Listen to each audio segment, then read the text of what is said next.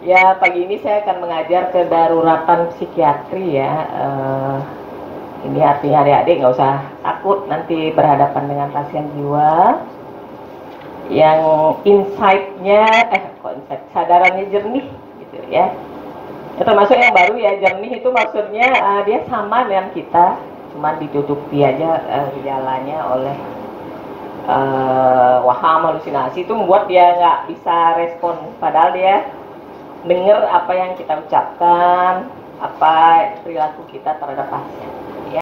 Mata kuliah kedaruratan psikiatri ini adalah bagian dari rencana pembelajaran semester atau RPS dengan nama mata kuliah kedaruratan psikiatri dengan kode mata kuliah IKJN 408. Ya, dengan saya sendiri sebagai pengajarnya beranggotakan Dr. Nikutut Putri Aryani dan disahkan oleh Prodi Dr. Loh Nyoman Alit Aryani, juga oleh ketua tim penjamin mutu yaitu Dr. Leli Setiawati Kurniawan, dengan deskripsi mata kuliah. Mata kuliah ini mencakup materi tentang karakteristik kedaruratan psikiatri, mencakup macam-macam kedaruratan psikiatri, sign dan simptom, diagnostik, teknik wawancara, pemeriksaan psikiatri, serta penanganan secara farmakologi dan non-farmakologi. Oke, kita akan mulai kuliahnya. Nah, ini definisinya. Ada yang menjadikan kegawat daruratan, ada yang darurat gitu ya.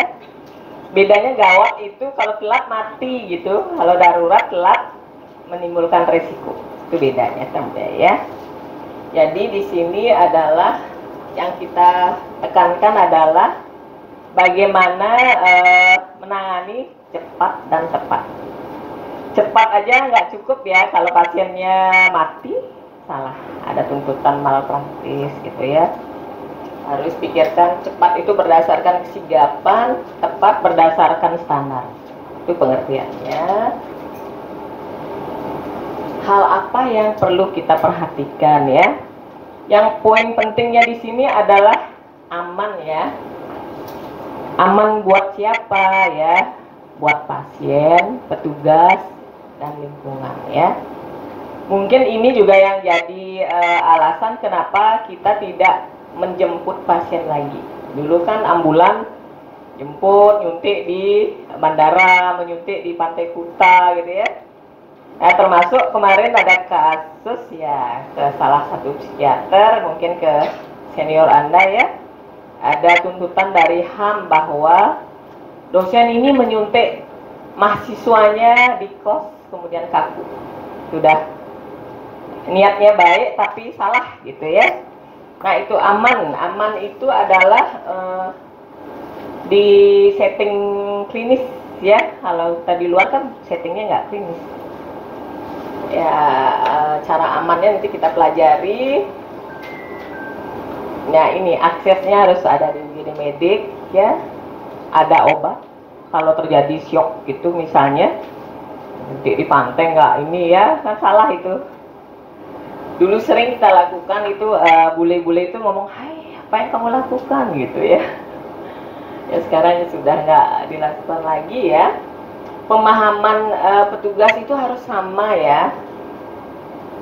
Maksudnya jangan sampai mulutnya ngomong macam-macam, mengancam pasien gitu ya. Kamu kalau nggak mau diem, saya ikat kamu. Kalau nggak mau diem, saya suntik. Itu nggak boleh ya. Nggak enak. Ya, bagi pasien itu rasanya, kok saya dibegitukan ya, seperti bukan manusia gitu ya.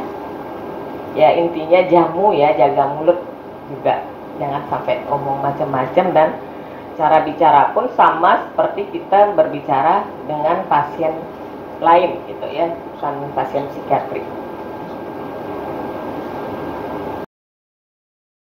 Nah, bagaimana wawancaranya adalah yang fokus ke ini saja, 2 ya, ingat ya, apa alasan dibawa ke UGD gitu, paling penting. Mengamuk gitu ya, tidak bisa tidur, nah, itu illness-nya. Sering saya bilang illness-nya itu harus diingat gitu, jangan berpikir sickness saja. Sickness kan diagnostik ya. Oh, mikirnya nggak bisa tidur, tapi oh ini depresi, kasih antidepresan nggak bisa tidur. Nggak percaya nanti gininya ke psikiaternya ya. Nah, dan riwayat perjalanan penyakit ya. Kalau dia mengamuk, itu misalnya di UGD nggak ngamuk lagi, ya ingat kata alasan keluarga tadi membawa gitu. Dan adik-adik sering pedoman PANS EC itu berpedoman hanya pada gaduh gelisah saja. Itu sebuah kesalahan ya. Ya ketidakkooperatifannya, apalagi gaduh kegelisahan, ketidakkooperatifan, apalagi pengendalian impuls, yaitu dicek yang lain ya.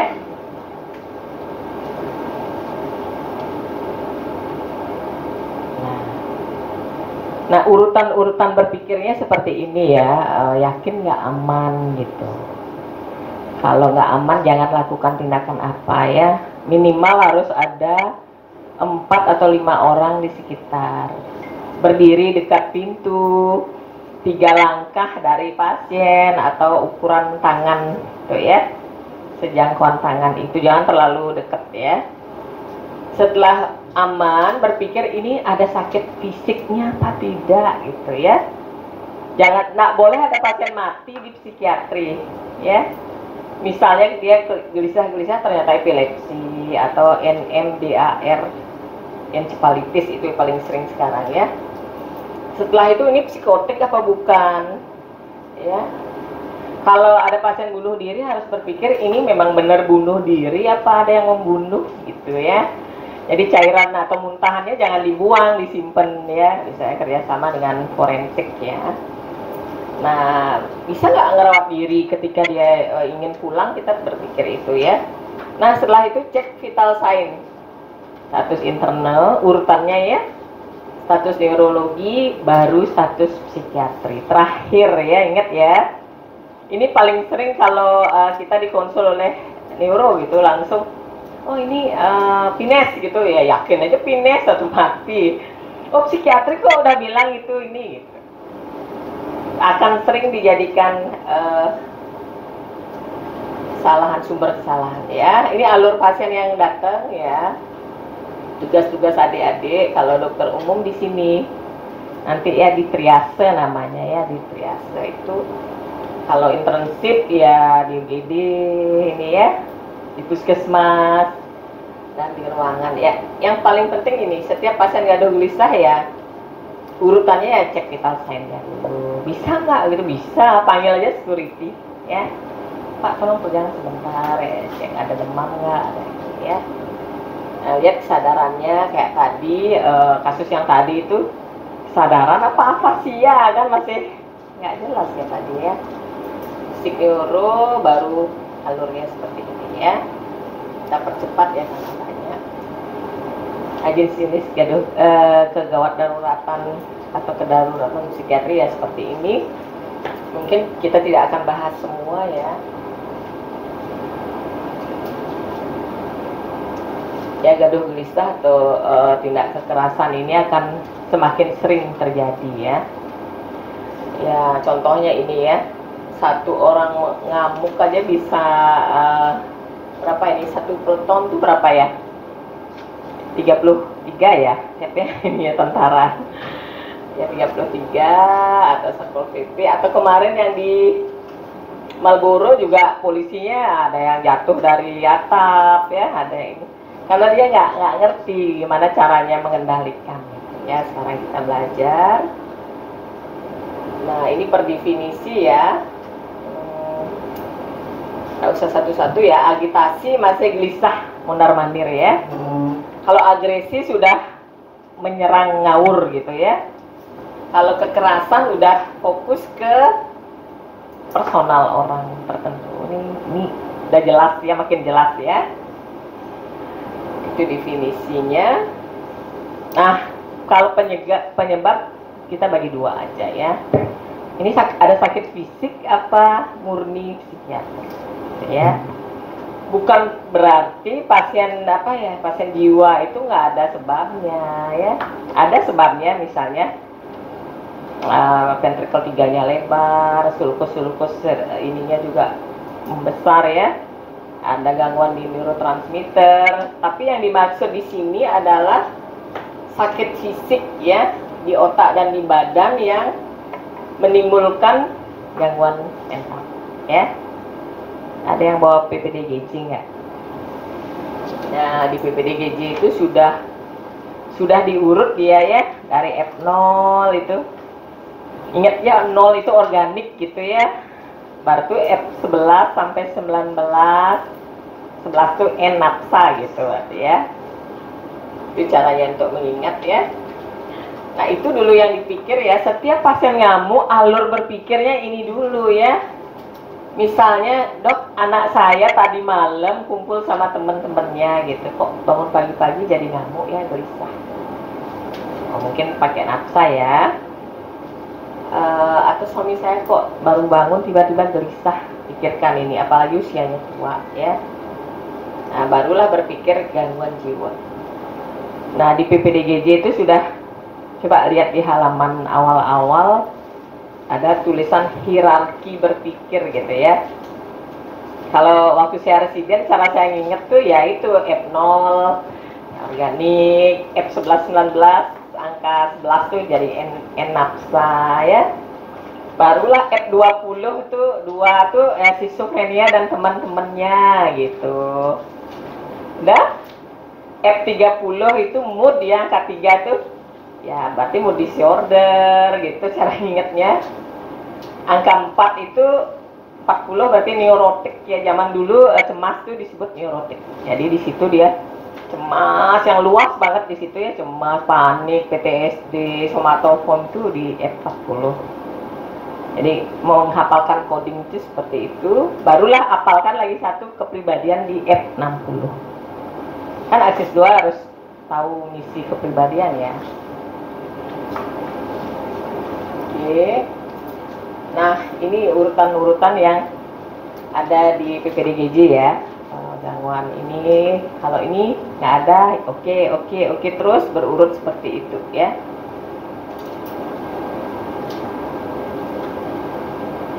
Nah, kapan kita berpikir ada sakit fisik ya, hati-hati kalau kejadiannya abruptly ya, mendadak gitu ya. Ini dari normal kok langsung pertama kali gitu, hati-hati ya kalau pertama kali. Kejadian pertama enggak gitu, anak-anak atau tua. Jarang anak-anak ada psikotik kan, dan ngamuk itu dibenarkan sampai usia berapa kalau anak-anak? Usia 3 tahun ya, karena dia fase otonomi, sim and dab kan gitu, masih boleh dia. Nah, kalau dia udah di atas 3 tahun baru kita boleh, itu nggak boleh, tidak dibenarkan kamu mukul temenmu gitu. Mulai teori pengasuhan itu diterapkan ya. Ada penyakit nggak gitu, tanyakan ya. Ada pengguna sapnya. Nah, baru urutannya vital sign kayak tadi lagi ya. Nah, bagaimana langkah-langkah yang harus kita lakukan kalau bertemu pasien gaduh gelisah? Poin 1 adalah lindungi diri. Caranya gimana? Kabur ya. Ya kayak tadi itu ya, jaga jarak, berdiri dekat pintu, ada orang di sekitar ya, dan perhatikan tanda-tanda munculnya kekerasan. Biasanya bagaimana sih, dokter Guru? Kita jaga jarak, terus kita perhatikan juga.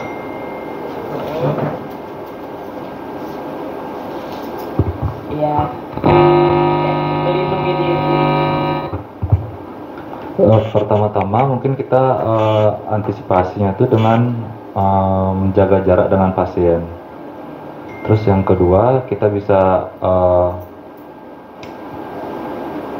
mengobrol dengan pasien. Jika misalnya pasien tersebut ada tanda-tanda tidak suka atau dengan kehadiran kita, mungkin kita bisa lebih waspada.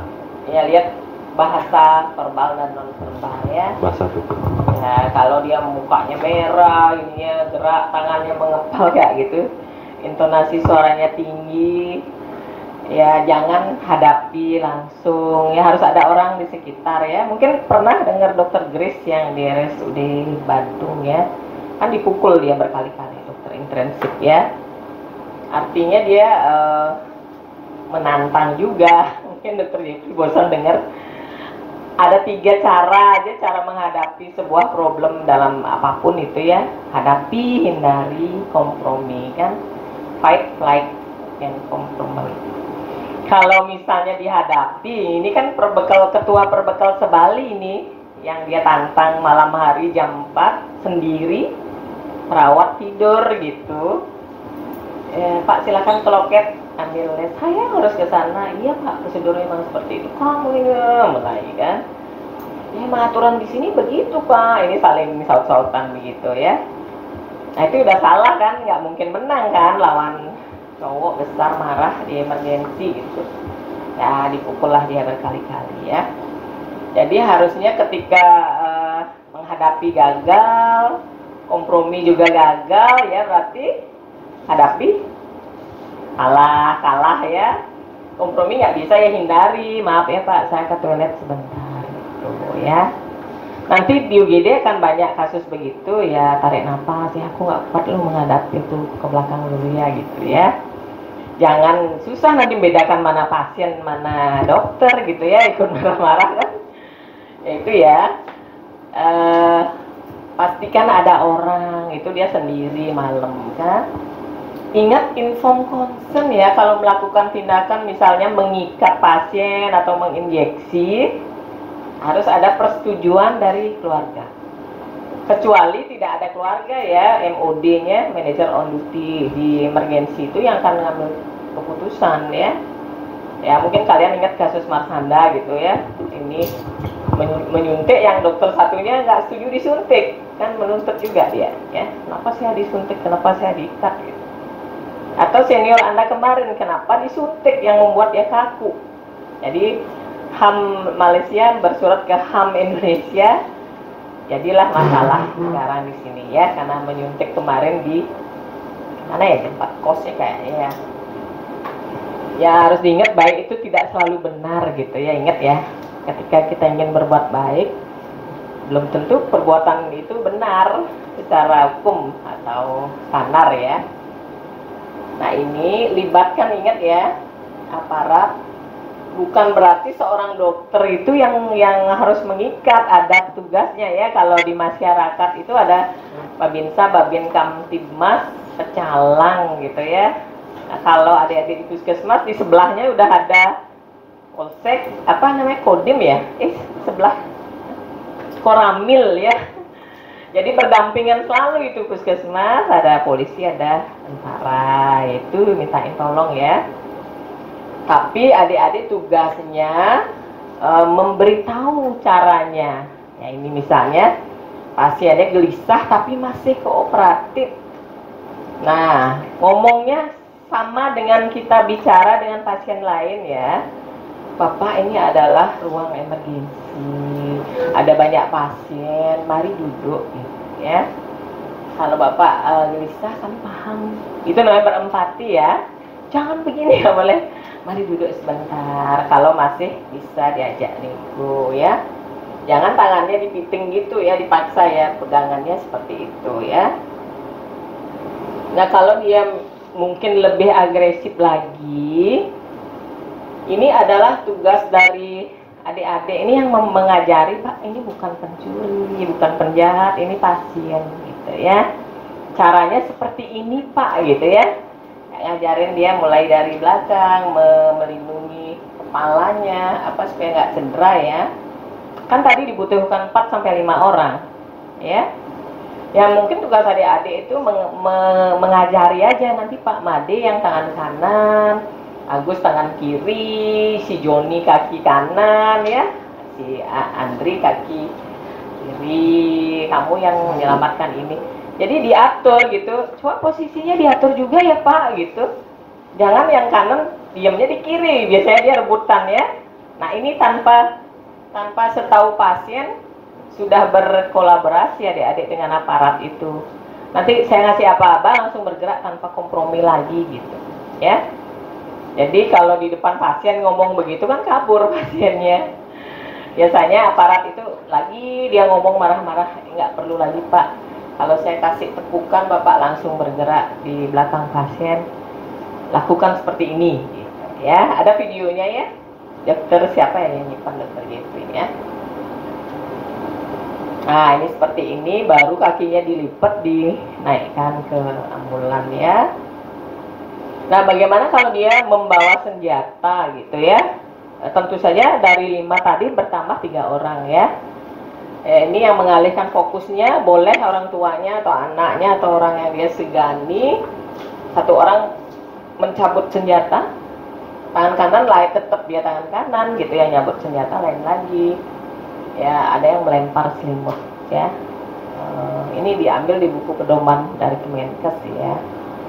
Ya jadi penambahannya cuma mencabut senjata, tetap fokusnya dialihkan dan melempar selimut atau ini untuk menghalangi pandangannya ya.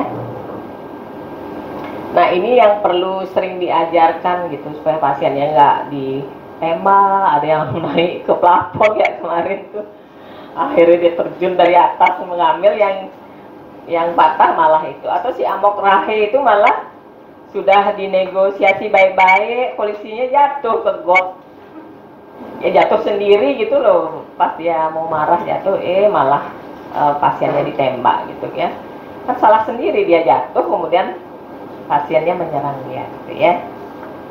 Ya itu misalnya.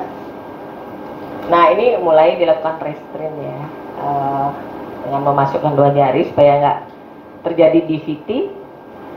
Nanti adik-adik ya dilihat di ruang anggrek aja ya. Ini jenis-jenis restrain. Nah tangannya ada yang diarahkan naik satu ke bawah satu untuk tidak mudah dia melepaskan ya. Seperti ini.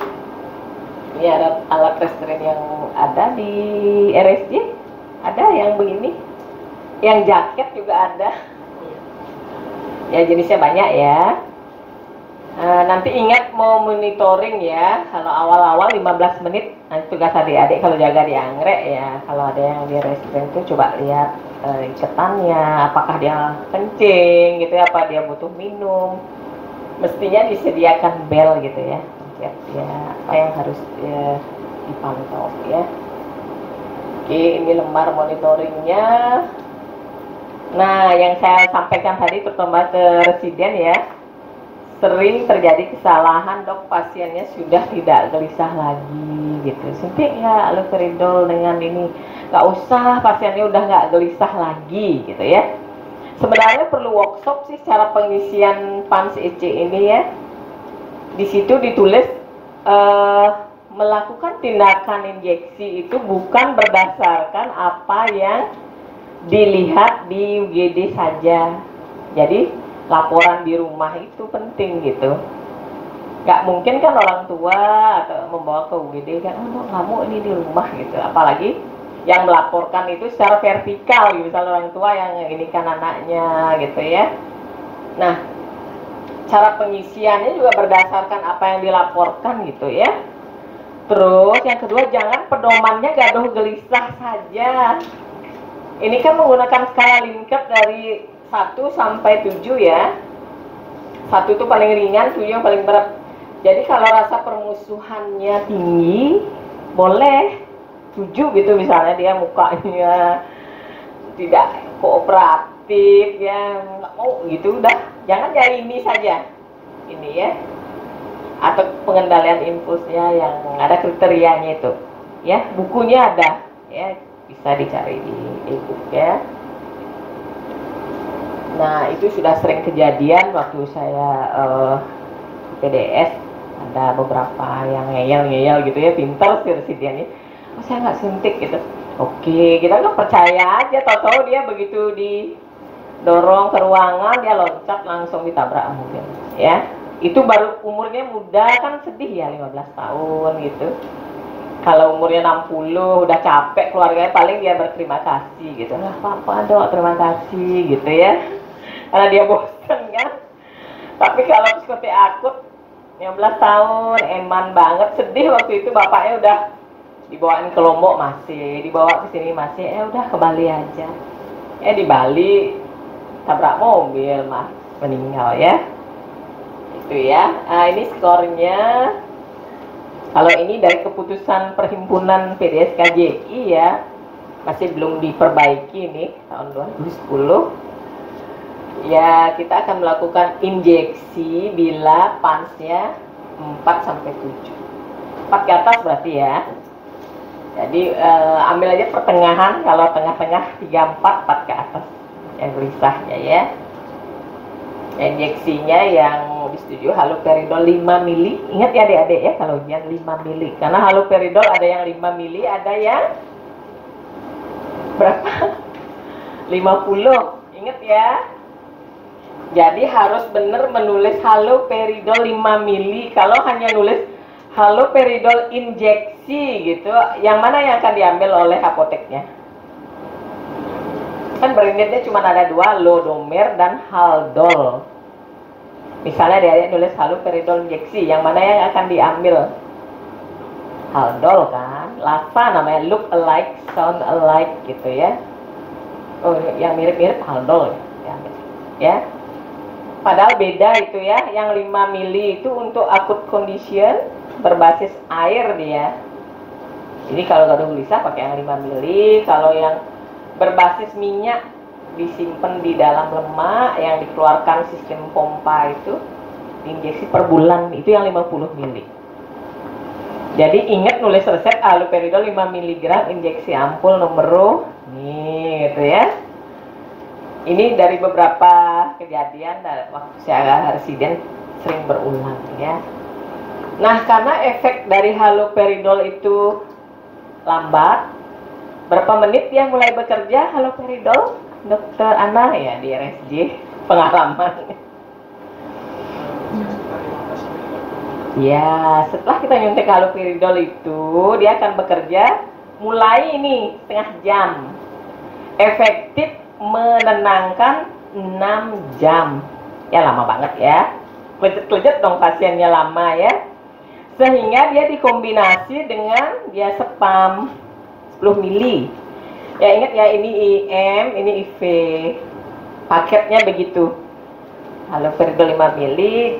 Kita mencari efek sedasi dari benzodiazepin yaitu diazepam. Ya, efek ngantuknya itu kita cari. Nah, kalau masih gelisah bisa diulang 20 sampai 30 menit kemudian. Jadi adik-adik jangan dibiarkan pasiennya, sering saya lihat udah disuntik tuh masih gitu ya, diikat gitu. Jangan dibiarkan seperti itu, suntik lagi sampai dosis maksimal. Lihat ini 30 mg ya. Jadi tidak salah kalau mau nyuntik haloperidol sampai 30 mili ya. Nah, boleh juga sebenarnya drug of choice-nya chlorpromazine ya, kalau ada yang ujian dengan dokter Co, apa sih drug of choice untuk gaduh gelisah gitu, chlorpromazine gitu ya. Cuman susah mencarinya karena murah. Kalau di RSJ ada ya CPZ, mereknya CPZ gitu. Ada. Sudah nggak ada lagi ya. Kalau zaman saya ya 2 ampul aja 50 mili IM langsung tidur gitu ya. Sekarang nggak ada lagi ya. Tetap haloperidol yang konvensional ya. Nah, ini kalau dibagi 2, kalau dia ada gaduh gelisah dengan gangguan mental organik. Gangguan mental organik tadi apa itu?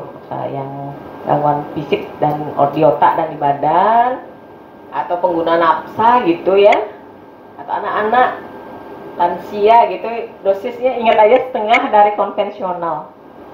Tadi dosis konvensional kan haloperidol 5 mili, diazepam 10 mili, berarti setengah dari itu ya, dibenarkan ya. Sama pengulangannya sama ya. Ada yang obat baru ini untuk residen aja, ini kalau adik-adik koas boleh nggak ini ya, ada Olanzapine ya, namanya Zyprexa Raim ya. Karena CPZ-nya nggak ada ya, kita ada ya produk baru ya.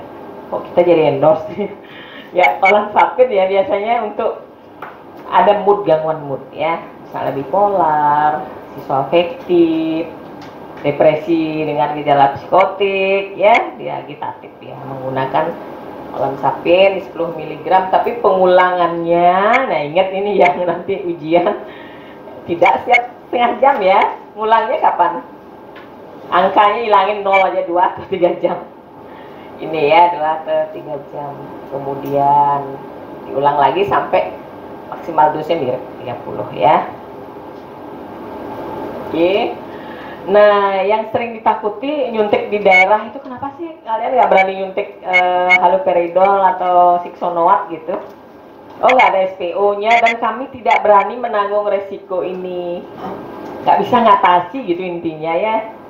Sebenarnya gampang sekali ya. Yang penting ingat ini, yang sering terlupakan itu adalah monitoring dan dokumentasi. Misalnya ada dari Gianyar tuh kapan tuh nelpon saya, karena nggak ada residen, pagi-pagi visita pasiennya udah nggak sadar, kaku beku gitu. Wah, ini saya bakalan dituntut nih gitu. Nah, gimana dok? Saya perlu ke ICU nggak gitu? Oh, ada datanya nggak? Ada catatan ini nggak di RM-nya? Waduh, nggak ada, monitoringnya nggak ada. Jam berapa dia mulai ini nggak sadar ini. Ya potensinya di sini. Ya udah, saya mau nyari ICU. Oh, nggak perlu, ntar meninggal kok dia. Oh, meninggal gitu. Iya, karena udah nggak sadar kan, beku. Akan terjadi rhabdomyolysis namanya, lisis otot-otot visceralnya ya meninggal gitu ya. Kalau ada yang tidak mengerti, silahkan boleh bertanya. Ya, silahkan Dr. Manana. Izin dokter, mau bertanya terkait dengan SNM tadi dokter. Kebetulan saya sebelumnya di RSI pernah ada kasus pada pasien COVID, hari perawatan hari kedua atau hari ketiga, demam sudah tidak ada, namun dengan dosis waktu itu pasien juga dengan psikotik akut dengan dosis haloperidol yang kecil 0,5 mg kalau tidak salah, namun ternyata berikutnya muncul distonia akut, disertai instabilitas otonom juga, tensinya sempat turun, namun tidak disertai febris dokter. Kami waktu itu juga sempat ada keraguan apakah kita tegakkan SNM atau tidak, dan kebetulan karena akan dilakukan dia akhirnya CPK keluar, walaupun peningkatannya tidak tinggi banget sih dokter, cuma sedikit. Kimianya yang lain juga ditemukan gangguan dokter, jadi ada peningkatan fungsi ginjal dan fungsi liver, termasuk juga pada pasien itu ada gross hematurinya, tapi kami ragu karena itu sepertinya lebih ke tanda dari rhabdomyolysisnya dokter. Jadi mioglobinurinnya juga ketemu positif, dan memang akhirnya diberikan bromokritin, kemudian berespon pasiennya dokter. Apakah memang bisa kita tegakkan SNM tanpa adanya febris itu dokter? Jadi beda dia tadi ya, distonia akut itu kan beda dengan SNM mana tadi dia? Di yang ada tanda panah gitu ya. Kalau distonia akut tuh kan distonik kan gitu, tonus ototnya udah meningkat ya. Jadi mulailah distonia akut namanya itu. Matanya mulai jereng ke atas, lidahnya keluar ya, badannya melengkung ke sini, ya, tarik ya. Nah itu obatnya kan dia spam aja, drug of choice-nya masuk dia spam. Jadi dia lemes kan, lemes langsung masuk, dia lidahnya masuk, matanya balik. Nah penanganannya nggak ada bedanya juga dengan SNM, tinggal stop kan, stop obatnya, terapi suportif kan gitu. Kalau dia rigid ya langsung masuk dia spam. Apakah bisa ditegakkan belum ada gejala? Kan tidak memasuki kriteria itu ya, demam. Jangan melenceng dari teori, nanti ujian MBE-nya apa gejala SNM. Ya poinnya tadi itu, poin 1 harus ada peningkatan rigiditas otot disertai demam di atas 38. Ya kalau enggak ya distonia akutnya itu yang membuat dia naik sedikit ini ya, dan mulai kaku sedikit. Oke, padahal 0,5 ya. Oke, ada yang bertanya lagi? Nggak ada? Ya kalau nggak ada, terima kasih untuk untuk kuliah pagi ini saya tutup dengan selamat di psikiatri untuk adik-adik koas dan untuk adik yang baru bergabung ya, belajar lebih banyak lagi ya. Terima kasih dan selamat pagi.